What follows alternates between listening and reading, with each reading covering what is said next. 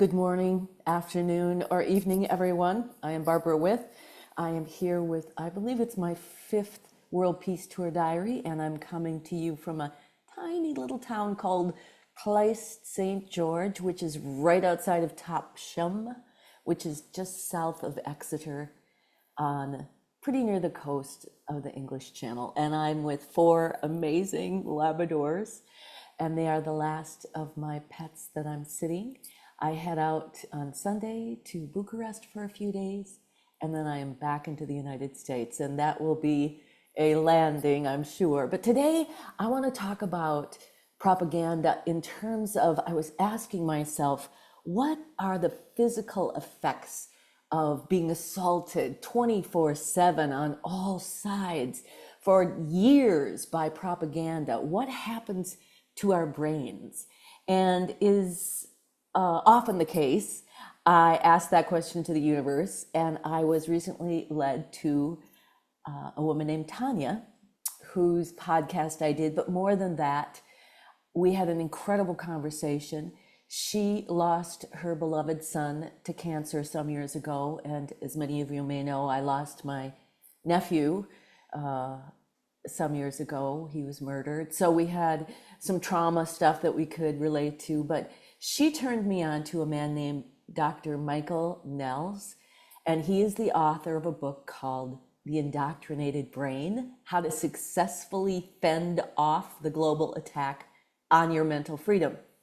So not only did he explain exactly what I'm looking for, but I realized as I learned this, that I myself have been under attack to this indoctrination. And I always pride myself on being a critical thinker and understanding conflict revolution is what starts within me. But lately, I've been very, very triggered. And I've been following these triggers, revolving them back in. And what's been triggering me is watching some of my dearest friends being subsumed by this propaganda and just articulating the lies and the falsehoods that they themselves have been bombarded with.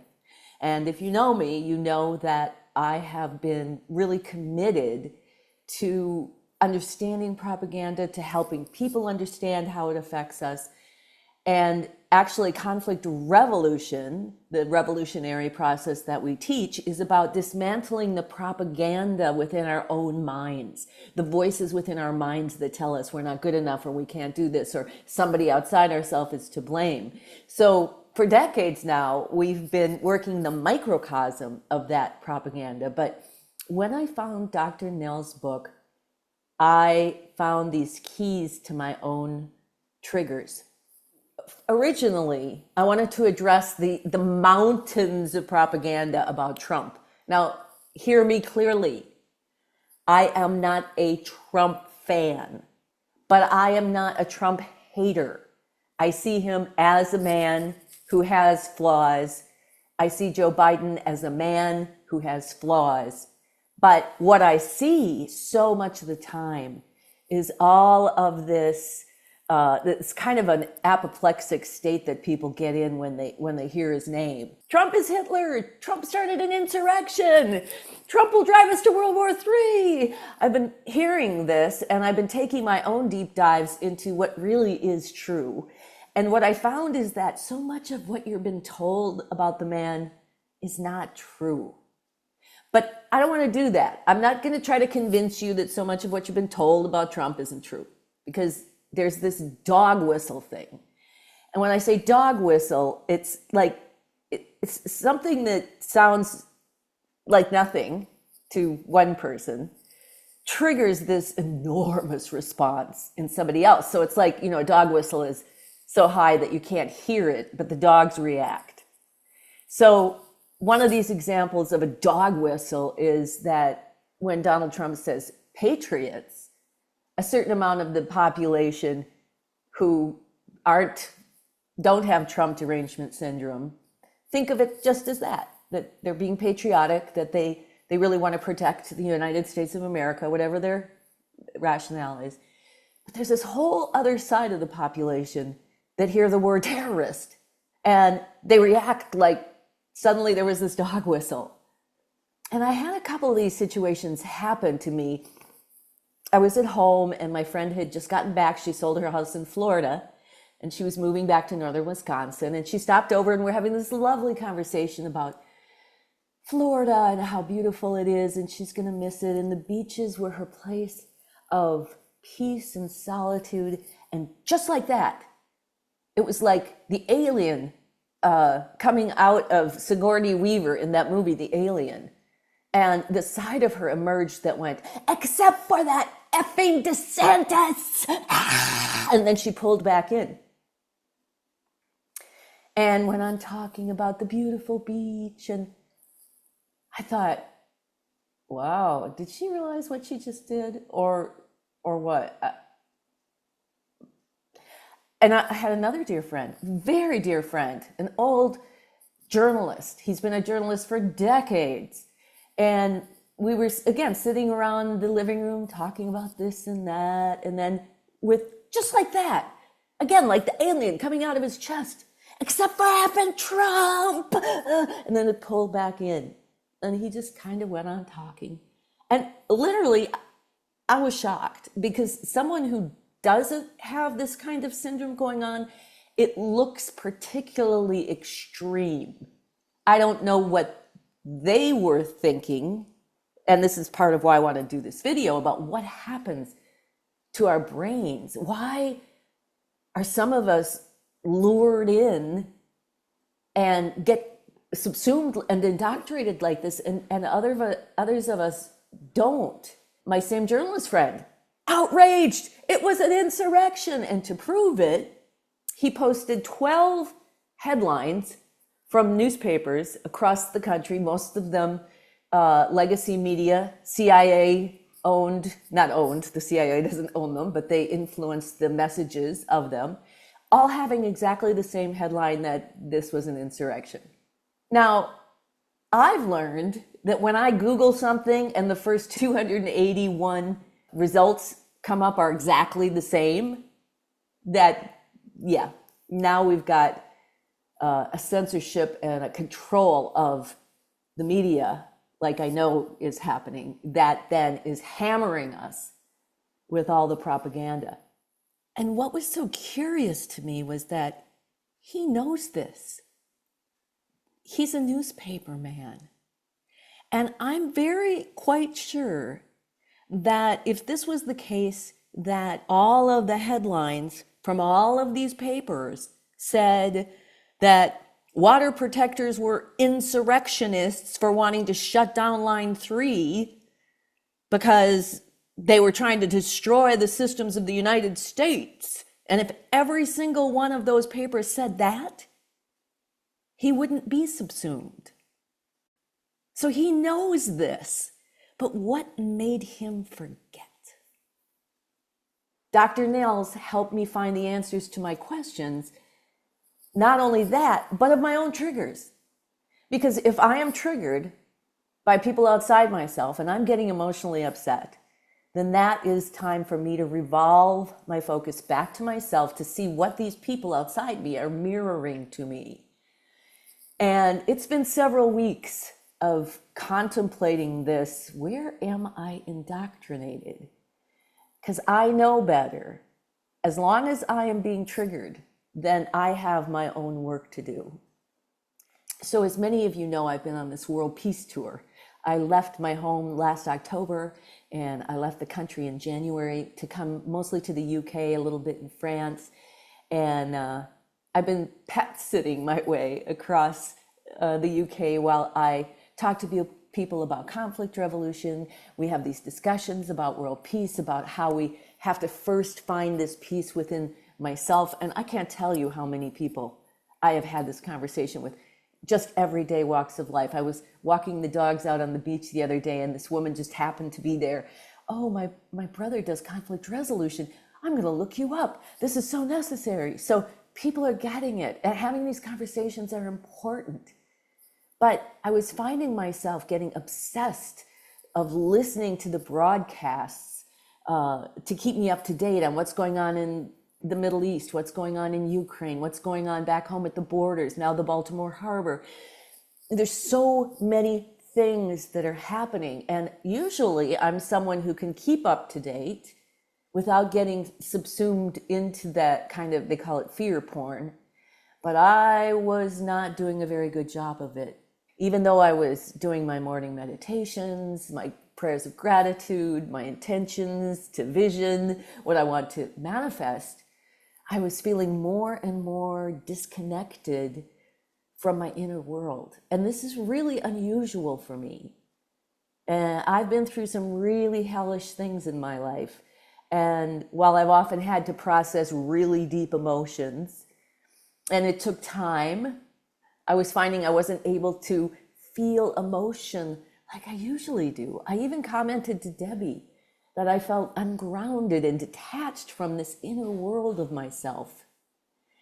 And then I started to get depressed, which is something that I don't usually do.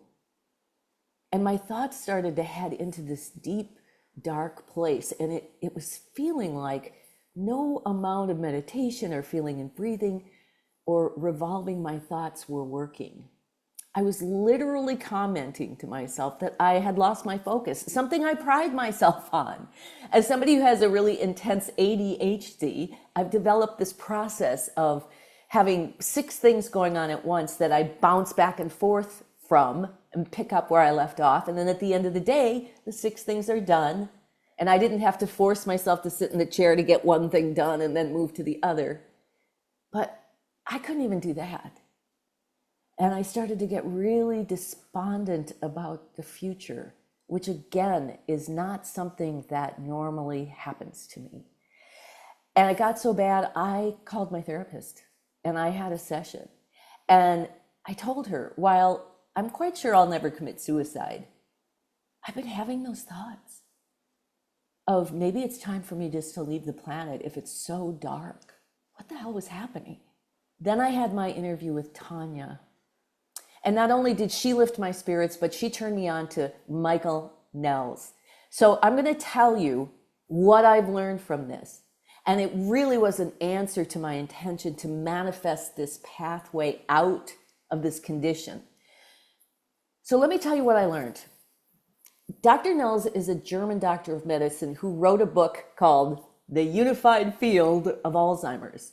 And in it, he explains how Alzheimer's, it's not the result of getting old. That his research showed that it actually begins in the hippocampus. This is the part of the brain that produces nerve cells. And what he said was what they learned from SARS-CoV-1 back in 2007 and 8, that the spike protein can cause, it's called neuroinflammation. And that's like having a storm in the brain. And what causes this storm, a lot of times, is fear. And the fear mongering and all the fear porn. Now, also, bacteria can cause it and chronic inflammation. But what it does is it stops the hippocampus from producing the necessary nerve cells to keep our memories intact. And the hippocampus is the place where all our memories are stored. And in Einstein's work, we talk about how we are at our root are a compilation of consciousness, and every decision that we make, everything that we live in life gets stored up in this compilation. And then when we die, that is what we take with us. So if we were really, really evil in this life, that energy goes with us after we let go of the physical body, and it dictates then where the soul is going to go from there. If you're going to reincarnate, to have to reverse those actions, if you're going to, whatever happens in afterlife as we continue our journey of healing. So Dr. Nehls says that the hippocampus is the region that stores all of that in the brain, and it stores our memories. So when the hippocampus stops producing these nerves, we lose our memories. We lose the ability to connect with all of those things that we did that are accumulated there. So his book, apparently, I didn't read The Unified Field of Alzheimer's, but he says that this is the cause of Alzheimer's, that the hippocampus stops producing these nerve cells that are absolutely essential to holding memories. And that made sense to me. And it also makes sense that one of the things Einstein often says is that we're going to ask you to think back on the times when you did prevail, when you did succeed, when you were able to manifest. That is often an impelling that he tells us in our readings. And it's really important to preserve that memory of the successes and what we've actually done. So Dr. Nehls says that strong emotions change the way the brain works. And that fear, it attacks what he calls our mental immune system. And it becomes neurotoxic. And the hippocampus stops producing these necessary nerve cells. And when that happens, then we forget. We forget who we really are. We forget the accomplishments that we've had. We forget what happened in other situations. Dr. Nehls is suggesting that not only the COVID vaccine, but that COVID itself was actually designed to do that. There were a couple of ways that this was accomplished. One was that every day there were new stories put out. These are like the stories I've been listening to. World War III is coming. Climate change is going to drown everything. The world is going to shut down. I'm going to lose my job.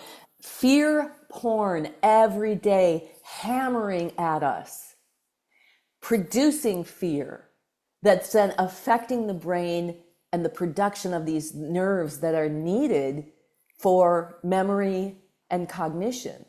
So every year, apparently, the World Economic Forum puts out a big report, and now they're talking about perma-crisis, that there's just going to be an onslaught of these crises going forward forever. And the other thing that apparently he's saying that they do in this attempt to rid us of our ability to have thoughts, to be sovereign, is that they change up the story. So one minute you do it this way, the next day you do it that way, the next day it's this. And we saw that during COVID. Oh, don't wear the mask. Oh, wear the mask. Oh, wear 2 masks. Oh, masking doesn't work. So we're also given all of this information that contradicts itself. That also helps to disrupt the production of those important nerves that give us the ability to have that memory. He's suggesting, and this is what I believe, that this was very well planned for a very long time. And if you read his book, he has all the examples. I'm not going to go into it, but Event 201, for those of you who remember, was in 2019 in November, where they just played out the whole pandemic exactly as it played out. So these new rules have to be learned all the time. And oddly, what he says is that this is the attempt to install a new operating system.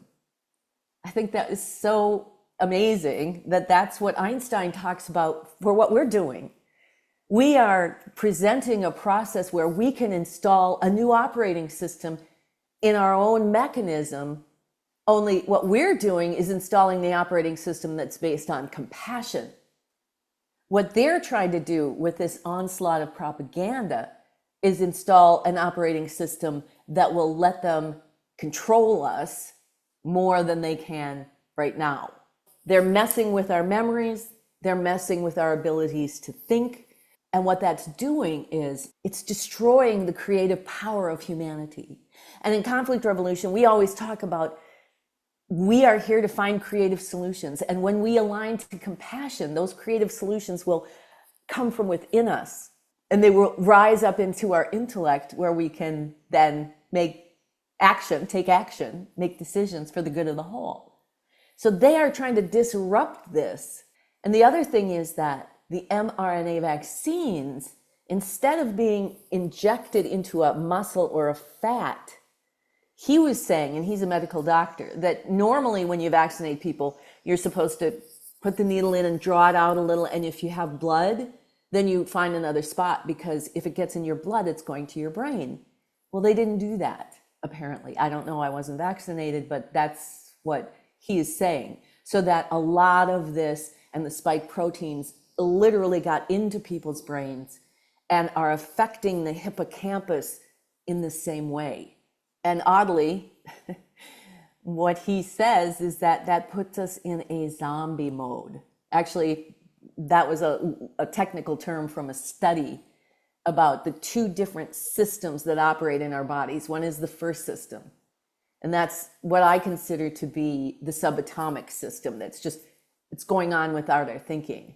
And then system number two is the one that engages in the conscious thinking and the conscious intellectual energy that we have a little more control over. So the actual term of the first system from a scientific study that he quotes is that it's the zombie brain. So if they are destroying the second system, then all we have is that zombie brain, oddly enough. The hippocampus produces new nerve cells no matter how old you are. It doesn't wear out like some things in the body. So we have the ability to reverse all of this. So he's saying that Alzheimer's is really caused by a lifestyle that doesn't allow for this efficient production of these nerve cells that are needed to hold the memory. His suggestion is to counteract that is micronutrients. That makes sense, to really have a healthy amount of nutrition, especially vitamin D. He really, really stressed vitamin D. Physical activity. So when we're outside and we're in nature and we're breathing and feeling and connected to the trees and the earth, that we have a successful way to reconnect with the emotions of our bodies that are regenerative, rather than all of that fear porn that's going on. And he says everything that was natural in the way back, before the modern world took us away from nature, those are the things that will help us to regenerate and affect that hippocampus to produce those nerve cells. Apparently in 2020, the cases of depression around the world tripled. Everything that was taking place, the separation from loved ones, the isolation, the not being able to have meaningful work or go outside into nature, all of that was very specifically triggered to shut down the hippocampus. And especially you talked about closing of sports centers. Really, sports and physical competition is a good way to regenerate in that way. And so you take all those athletes and you stop them from being athletic and you put them in isolation apart from each other, and apparently had a very big, profound effect. So he seems to say this is something that can easily be reversed if we are aware of what's going on, what we need to do. And so I decided to put these suggestions to the test. Now, I already take a lot of vitamin D, and certainly being out with the dogs, walking every morning in the most beautiful places. But I really had to monitor the levels of messaging of fear that were coming at me. And they get worse and worse every day. The Baltimore Harbor, I mean, on and on it can go. And it isn't that I wanted to stop knowing what was going on, but I wanted to stop the fear and the anxiety as an emotion from marrying to those messages, because that's what I think Dr. Nehls is talking about. In our maps of human consciousness, we have 3 human dimensions, and they each have a different form and function within the system. So when he says fear, I think it isn't just the emotion of fear. I think it's when fear marries itself to the thoughts of all these things, the end of the world and climate change and the Baltimore Harbor, and then they sit in that part of the hippocampus, and the nerve cells really stopped being as productive as they needed to be. And I did this experiment for the past 2 days, and I can't say that everything's all magically cleared up, but I can say I saw a noticeable difference, even just yesterday, in my body, in my sleep patterns, when I really, really put the feeling and breathing into a high mode. And I got away from some of the stories for a while and focused in on other things. And I felt myself returning. I still have anxiety. I have the feeling of depression, but I also have a conscious decision to up my feeling and breathing, to spend a lot of time in my box breathing, and then in my thought process, marrying that anxiety to the thoughts of what I want to vision, what I want to see happen, and what I want to manifest, rather than just letting that fear stop at those stories and wedge itself into my hippocampus. And these are the steps that he's saying gets us back to this sort of mental resilience, is what he calls it, intellectual resilience. Now, I could have a conversation with him. I would like to, and ask him specifically about this separation between emotion and intellect, and could that be also a way? But I found out for myself that it really did make a huge bit of difference when I applied Conflict Revolution to it. But I could clearly see that's been what's been happening to me. And this idea that we lose our memory was really a profound piece of it, because we don't remember. You know, when I'm in that structure where the fear is marrying to those fearful thoughts and getting lodged in there, I don't remember all the times that I've manifested the heck out of life.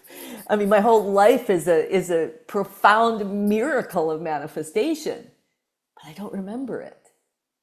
So this is really important. I really suggest that you get the book and read it. There's also a great interview with him that Tucker Carlson did that is really insightful. And also that, once again, I find that Einstein's work and Conflict Revolution is one of the steps that we can take to start to dismantle the propaganda and its impact on us. So that is my story, and I'm sticking to it. And stay around. I'm about to go to Bucharest for a few days. I've got a little mission I'm going on there. And then I get back to the United States on April 10th. And I'm very much excited about touchdown. Peace.